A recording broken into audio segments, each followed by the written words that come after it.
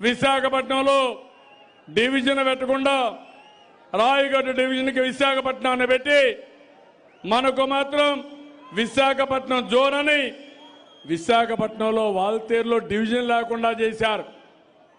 ఏమని అడిగితే నిలదీస్తే మన మీద దాడి చేస్తున్నారు. నేను ఒకటే చెప్తున్నా, మీ దాడికి నేను భయపడను, అది గుర్తుపెట్టుకోమని నరేంద్ర మోడీ గారిని హెచ్చరిస్తున్నా. తమ్ముళ్ళు, మన దగ్గర ఒక పార్టీ ఉంది, ఇక్కడ కోడి కత్తి పార్టీ. అవునా కాదా? కోడి కత్తి డ్రామాలు వేస్తున్నారు. ఎందుకు విశాఖపట్నం జోరు గురించి మాట్లాడరు మీరు? ఎందుకు కడపలో ఉక్కు ఫ్యాక్టరీ గురించి మాట్లాడరు మీరు? ఎందుకు ప్రత్యేక హోదా గురించి మాట్లాడరు మీరు? ఎందుకు నరేంద్ర మోడీ అన్యాయం చేసి నమ్మక ద్రోహం చేసి మన గడ్డ పైన కాలు పెడితే ఎందుకు నిలదీరని అడుగుతున్నా.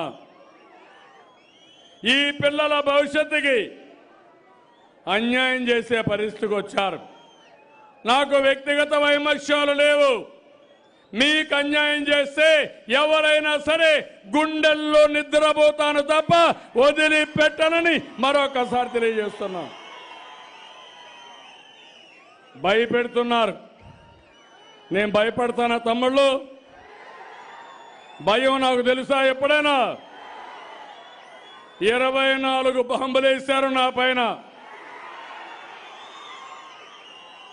అప్పుడే నేను భయపడలేదు. ఈ తాటాకు చెప్పళ్ళకు నేను భయపడతానా తమ్ముళ్ళు?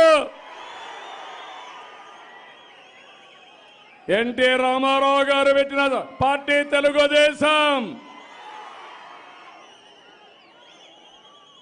నరేంద్ర మోడీ గారు మహానాయకుడు పిక్చర్ చూస్తే తెలుస్తుంది ఏంటి చంద్రబాబు నాయుడు అని.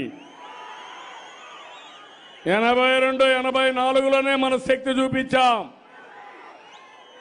ఆ రోజు అన్యాయం జరిగితే పోరాడాం. న్యాయాన్ని సాధించిన ఘనత ఈ తెలుగుదేశం పార్టీది.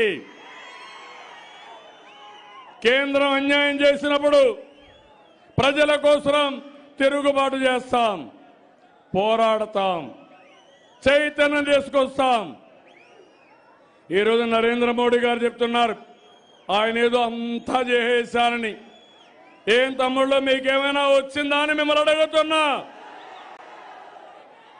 మైనారిటీ సోదరులు ఉన్నారు. తమ్ముళ్ళు ఎంత అన్యాయం చేస్తున్నారంటే మైనారిటీల పైన దాడులు చేస్తారు. ఎవరిచ్చారు ఈ అధికారం అడుగుతున్నాను. మైనారిటీ సోదరులు ఈ దేశంలో భాగం అవునా కాదా అని అడుగుతున్నా. అలాంటి మైనారిటీ సోదరుల పైన దాడులు చేసి త్రిపుల్ తలాక్ పెట్టి దానిపైన వాళ్ళపైన కేసులు పెడతామంటారు.